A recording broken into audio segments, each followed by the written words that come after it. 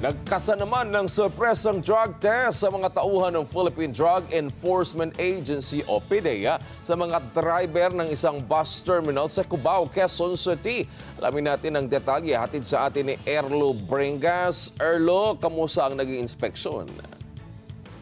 Wedge, nag-surprise drug test nga ang Philippine Drug Enforcement Agency sa mga driver ng bus terminal sa bahagi ng Cubao, Quezon City ngayong araw. Yan ay para matiyak daw kahandaan ng mga driver ngayong papalapit ang long holiday at masiguro na nasa maayos sa mga ito at ligtas na maibibiyahe ang mga commuter. Kasama nga dyan sa ginawang surprise drug test ay kasabay na rin yung inspection ng MMDA, QC Traffic Transport and Management Department, QCPD, maging ang Highway Patrol Group para matiyak ang kaligtasan ng mga commuter na bibiyahe ngayong papalapit ang mahabang bakasyon sa iba't ibang mga probinsya.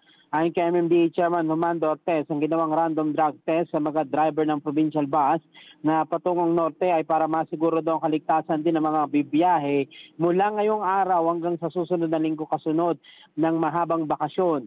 Ayon naman sa PNP Highway Patrol Group, kapag napatunayang positive doon sa ginawang drug test ay papatigilin muna ang nasabing driver at posibleng maharap sa kaso dahil sa tangkang pagmamaneho nito ng lulong sa iligal na droga.